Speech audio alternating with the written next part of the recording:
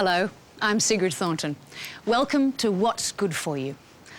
Life is full of mysteries. Every day it seems another health scare pops up, and it often contradicts what we read in yesterday's news.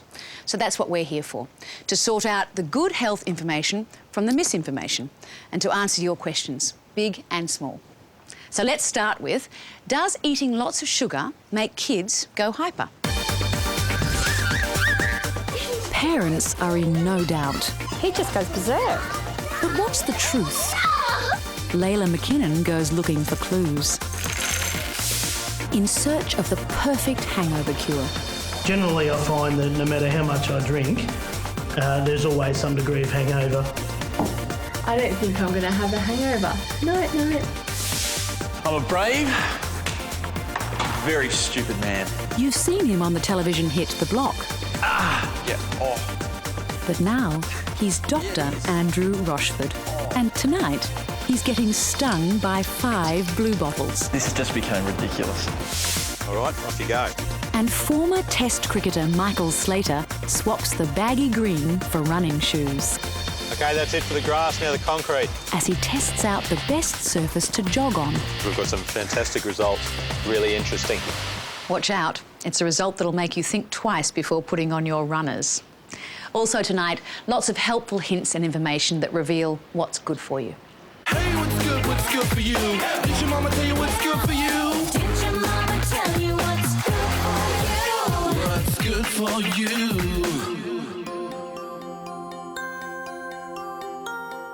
Wall-to-wall lollies. It's every child's dream. But for some parents, a sugar hit this big is their worst nightmare. We all know the story. The more lollies kids eat, the more hyperactive they become.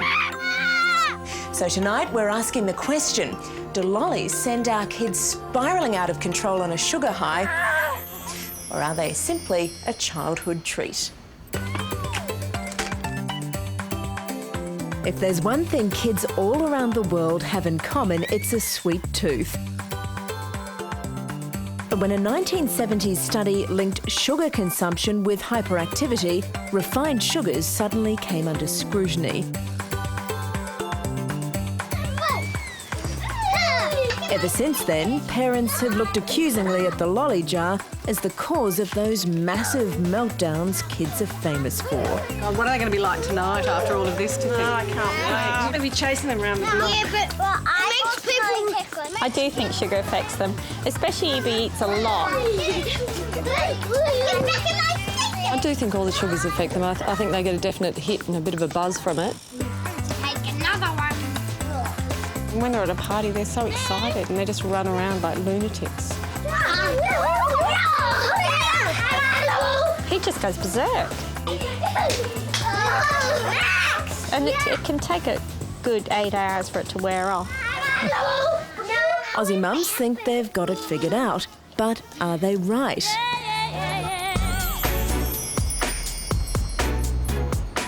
I travelled to Boston to get an opinion from Dr. Ronald Kleinman, Professor of Paediatrics at the Harvard Medical School.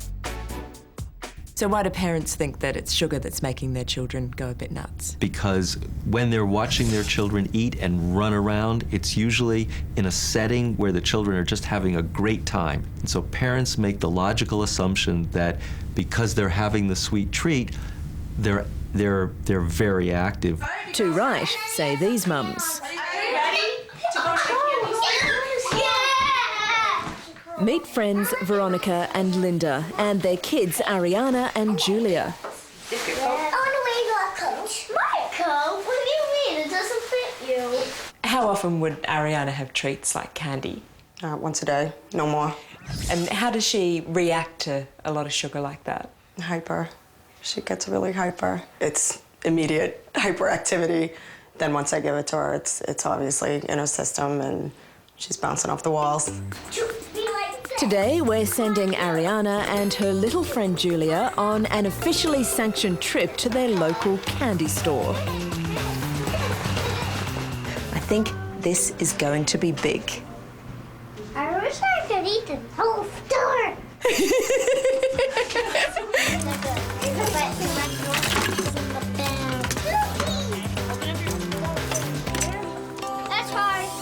Will all the kids hype up as soon as the sugar kicks in? Only time will tell. Now, get a load of this. The recommended daily intake of sugar is 4 to 5 teaspoons.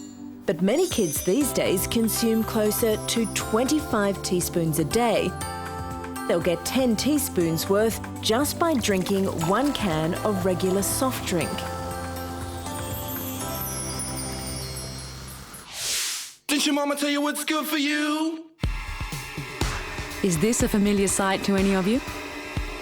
This bloke had a bit too much to drink last night, and now he's paying for it with a good old-fashioned hangover. Anyone who's ever overdone the demon drink would know the symptoms. Headache, tiredness, nausea, dehydration. Not to mention that old birdcage mouth. Drinkers have been seeking a cure for hangovers for centuries. The painter Francis Bacon once famously wrote, "I have never found a panacea for hangovers. I don't think one exists except for suicide." Well, he was joking, of course, but tonight we're on a quest to find the best way to minimise hangovers. We're sending 5 willing volunteers for a big night on the town, and they'll each try a different hangover cure to see which one works best. Monica's going to have a glass of water for every glass of wine she drinks. Andrew will be popping a couple of headache tablets before bedtime. Brandon will drink a whole litre of water before he calls it a night. Justin's downing a sports drink before he turns in. And Felicity gets the morning after cure, a big greasy breakfast when she wakes up. The first and most obvious solution is to not drink to excess.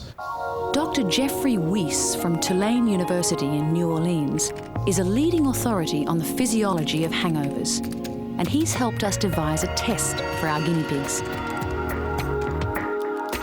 Before they can touch a drop of alcohol, we're taking a blood sample to measure their current C-reactive protein levels. C-reactive protein, or CRP, is a measure of inflammation in the body.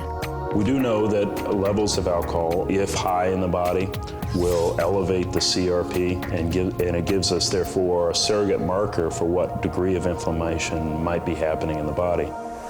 We'll take a second blood sample from our subjects tomorrow morning. Any increase in CRP levels means the hangover cure is a dismal failure. I'm keen to see what's actually going to happen and what can actually prevent a hangover. It's time to take these guys to a popular city night spot for some serious clubbing. Buckets 61. Thank you very much. Have a good night. Their job is to drink enough alcohol to induce a hangover. And come tomorrow morning, we'll find out if any of their cures actually worked. Next on What's Good For You. This fella here will allow us to measure that very accurately. A high-tech solution to the question joggers have been asking for years. What surface should you be really strutting your stuff on? Did your mama tell you what's good for you?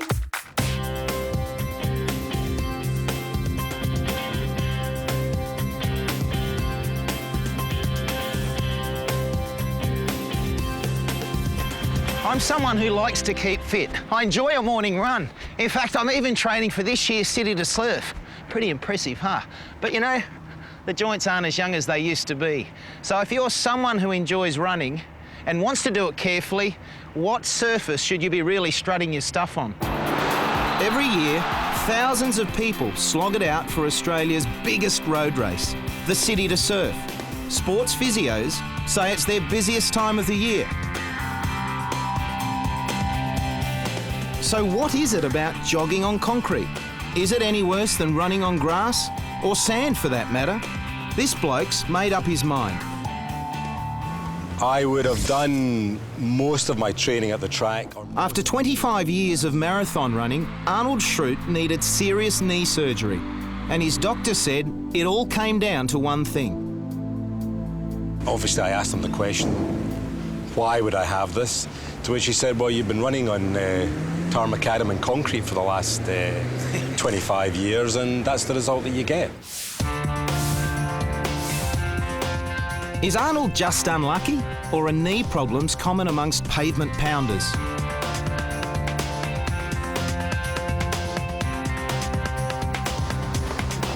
There's only one way to find out. I got to test the theory myself. But first, I need the right pair of joggers.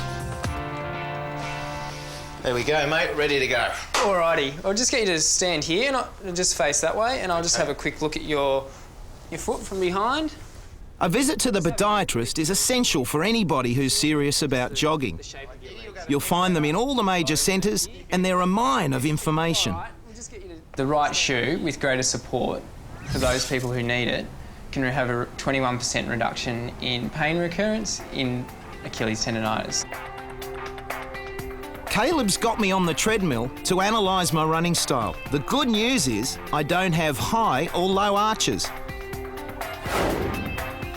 And the shoes are a perfect fit. So that's fine. Yeah, no, they feel great. They really do. Next stop, Victoria University. Michael, how are you? Hi, mate. Good to meet you. Kevin Ball is a sports biomechanist. He's going to be using this high-tech gadget to assess the forces my body's absorbing while running on different surfaces. This fella here will allow us to measure that very accurately. These inner soles contain sensors to measure the impact each time my foot hits the ground. Cables connect them to a belt that transmits the data back to Kevin's computer. Next, we're going to put the belt on you. So this will go around the back. Okay. Kevin and I head down to St Kilda Beach to conduct the test. So get you to put your shoes on. I'm going to run on sand, grass and concrete. Then we'll compare the results. All right, off you go. Okay, so we'll start with sand, yeah? Sand first. As I'm running, my special soles are transmitting everything back to Kevin. In just a few minutes, I'll know which surface is best or worst for my body.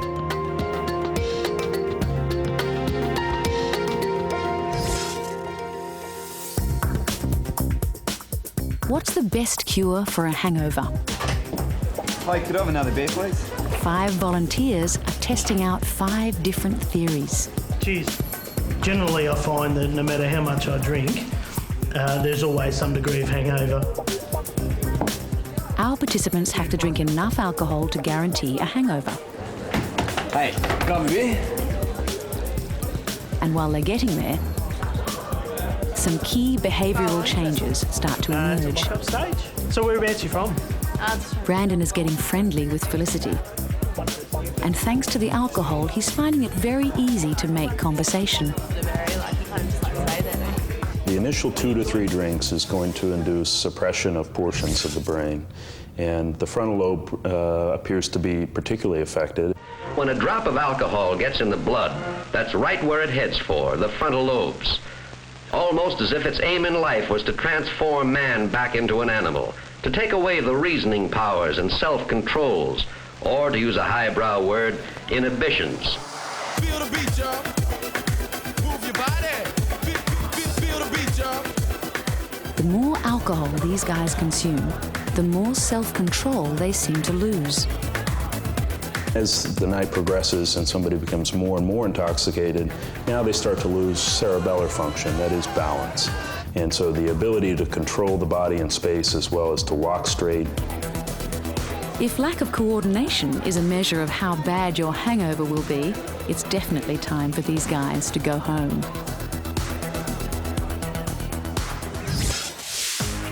Now, we've often heard it said that champagne makes you drunk faster than red or white wine. But is that true? The answer when we return. Plus, I believe it had something to do with the candy. The Candy Factory. Does sugar cause children to become hyperactive? The results will stun you.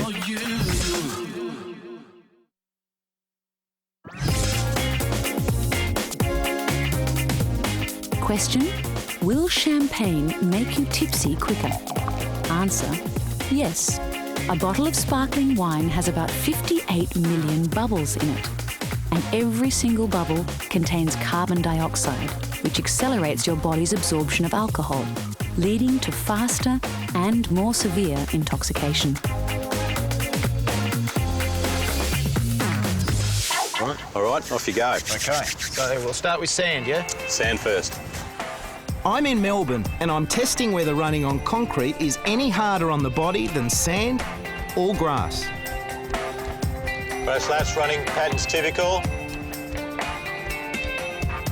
That's good. Righto, now the grass.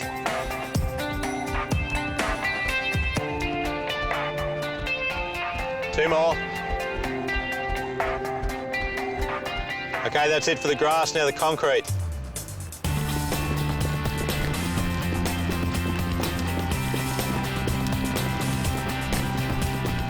Hold that pace on the concrete.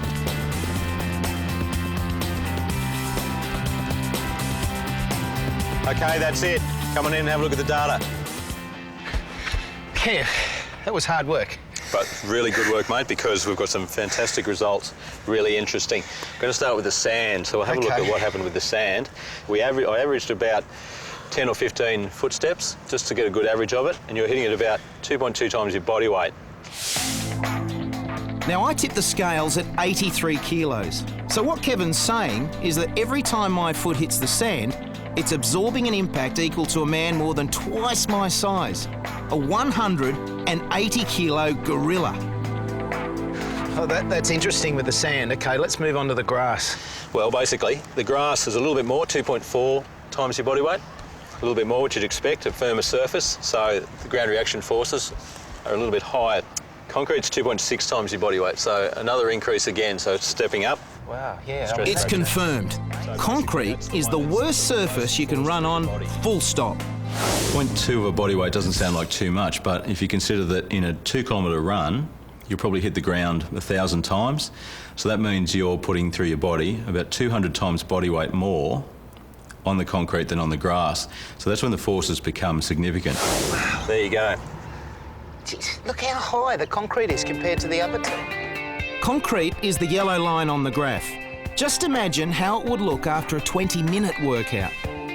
Mate, that blows me away. That's unbelievable. So, with these results, what are you actually recommending? Get off the roads, get onto the grass. Stop running on hard surfaces as much as you can. Why grass? It came second on the body weight index. Well, Kevin sees it this way. Grass is firmer than sand, so we can run at speed on it without expending the sort of energy levels that sand demands. The more you can get onto grass, the less ground reaction forces you'll be putting through your body, the less of those detrimental forces will be going through your joints, and the longer your joints will stand up. Are you a treadmill fan? Well, in terms of impact, that's about the same as running on grass. But if you really want to preserve your joints, why not switch to low-impact sports like walking, cycling and swimming? So as our test shows, whatever precautions I take, by pounding the pavement mile after mile, I'm not doing my body any favours. So maybe I should just forget about the city to surf and concentrate on a good game of cricket after all. Did your mama tell you what's good for you? Sugar and hyperactivity. Is there a link between the two? To find out, I've set some kids loose in a Boston candy store.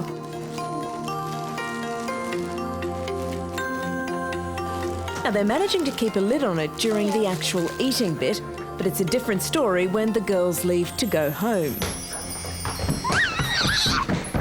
So after the sweet shop today, how did the girls react? When they got back home, they just ran around.